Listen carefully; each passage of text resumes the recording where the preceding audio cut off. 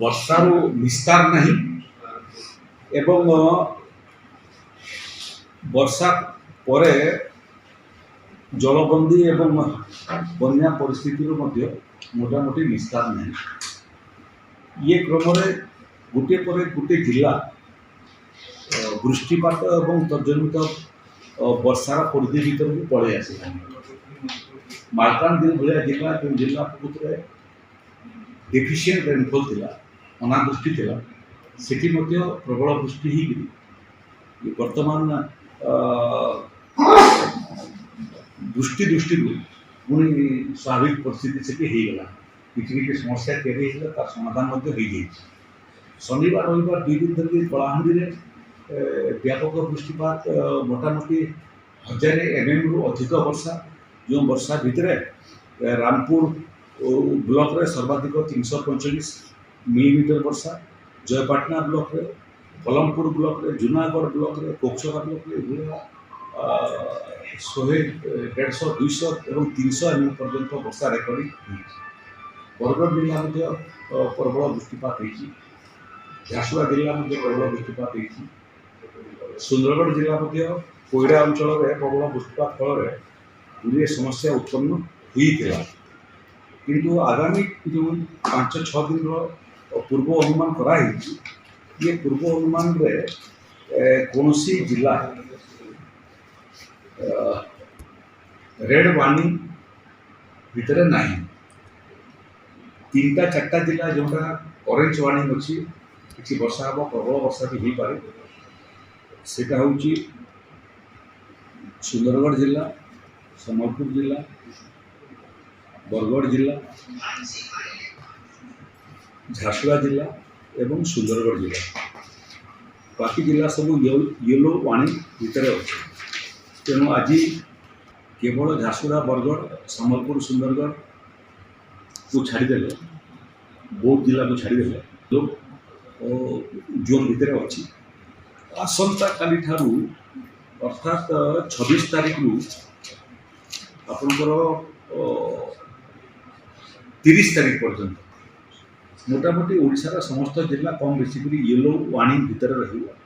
କେବଳ ବାଲେଶ୍ୱର, ମୟୂରଭଞ୍ଜ ये 2ଟା ଜିଲ୍ଲା 30 ତାରିଖ ଦିନ ଅରେଞ୍ଜ ୱାର୍ଣ୍ଣିଂରେ ଅଛି। ଗତ କିଛି ଦିନ ଧରିକିରି ଯେଉଁ ବର୍ଷାର ବିପାତ ଚାଲିଥିଲା, ସେଥିରେ ପରିସ୍ଥିତି ବର୍ତ୍ତମାନ ସୁଧୁରିବାଟା ଆରମ୍ଭ ହେଲାଣି।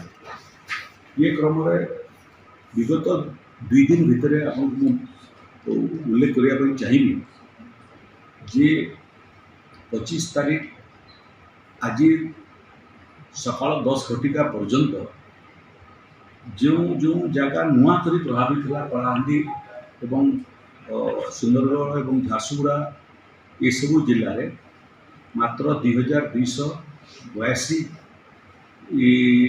ଲୋକ ଇଭାକୁଏଟେଡ୍ ହେଇଛନ୍ତି, ସ୍ଥାନାନ୍ତରିତ ହୋଇଛନ୍ତି। ନୂଆ କରି 95ଟା ରିଲିଫ୍ ସେଣ୍ଟର ମଧ୍ୟ ଖୋଲା ହେଇଛି। ସାମଗ୍ରିକ ଭାବରେ ଦେଖିଲେ ବର୍ତ୍ତମାନ ଓଡ଼ିଶାରେ ରିଲିଫ୍ ସେଣ୍ଟରର ସଂଖ୍ୟା ହେଲା 957। ये जो नूआ कर 2282 व्यक्ति स्थानांतरित होती, तार जदि सामग्रिक हिसाब देखिए आप अद्यावधि स्थानांतरित होता लोकों संख्या है 4,94,125 एवं एमान भितर विभिन्न रिलीफ सेंटर रे मध्य सम परिमाण लोक